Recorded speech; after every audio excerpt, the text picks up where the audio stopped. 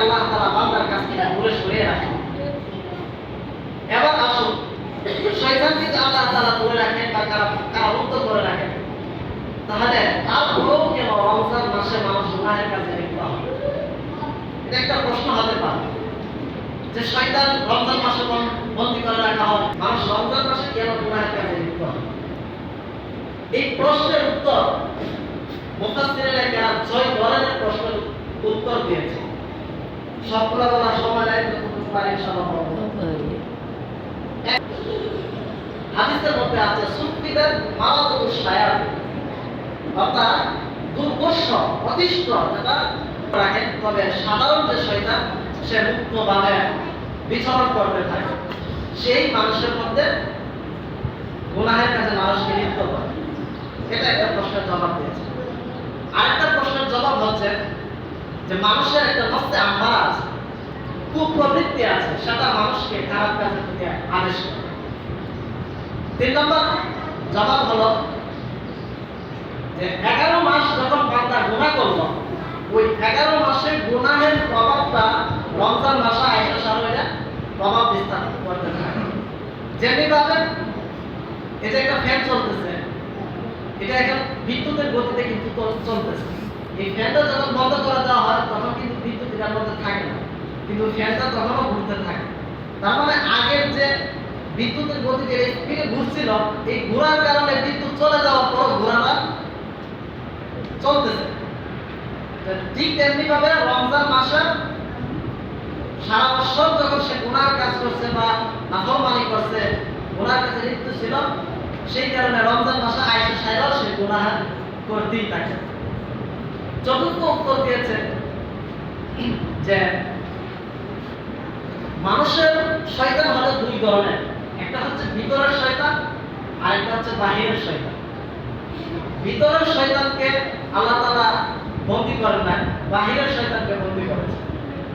এই ভিতরের শয়তানে আমাদেরকে কুমন্ত্রণা দিয়ে গুনাহের কাজে লিপ্ত হয়। এইভাবে কয়েকটা ব্যাখ্যা করেছেন শয়তানকে শৃঙ্খলাবদ্ধ করার পরও মানুষ কেন গুনাহের কাজে লিপ্ত হয়। যাই হোক, বলতেছিলাম যে রমজান মাসে আল্লাহ তাআলা রহমতের দরজা খুলে দেন, জান্নাতের দরজা খুলে দেন, জাহান্নামের দরজা বন্ধ করে দেন এবং শয়তানকে শৃঙ্খলাবদ্ধ করেন। আরেক হাদিসের মধ্যে আসছে আব্দুল্লাহ ইবনে ওমর রাদিয়াল্লাহু আনহু থেকে বর্ণিত, عن ابن عبد الله بن عمر رضي الله تعالى عنه قال قال رسول الله صلى الله عليه وسلم إن الجنة تزخرف لرمضان من رأس الحول إلى حول قابل।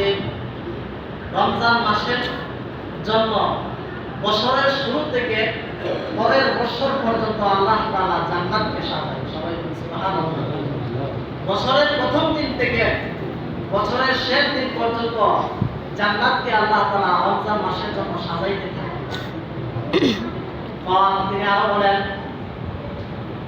ইদা কানা আউয়ালু ইয়াউমিন মিন রমাদান, রমজান মাসের প্রথম দিন যখন শুরু হয়, হাব্বাত রিহুন তাহতাল আরশি মিন ওয়ারাকিল জান্নাতি আলাল নূরি আইন, আরশের নিচে জান্নাতের গাছের পাতা থেকে একটা বাতাস প্রবাহিত হয় উর্দের উপর, লাগর চক্ষু বিশিষ্ট উর্দের উপর দিয়ে জান্নাতের মধ্যে একটা বাতাস প্রবাহিত হয়।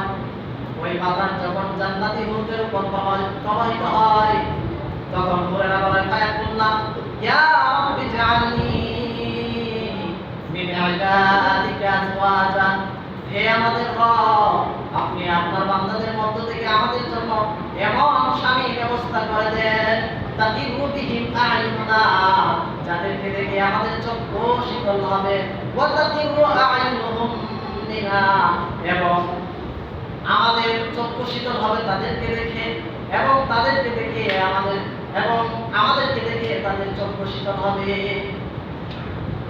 জান্নাতে হুরায়রা দোয়া করতে থাকে, এই রমজান মাসের প্রথম দিন জান্নাতের মধ্যে যখন একটা বাতাস প্রবাহিত হয়, তখন জান্নাতি হুরায়রা দোয়া করে, আল্লাহ তুমি এমন সব স্ত্রীর ব্যবস্থা করে দাও আমাদের জন্য, যাদেরকে দেখে আমাদের চক্ষু শীতল হবে এবং আমাদেরকে দেখে তাদের চক্ষু শীতল হবে। তাহলে সারা বছর এই হাদিসের মধ্যে বলা হলো সারা বছর জান্নাতকে সাজাই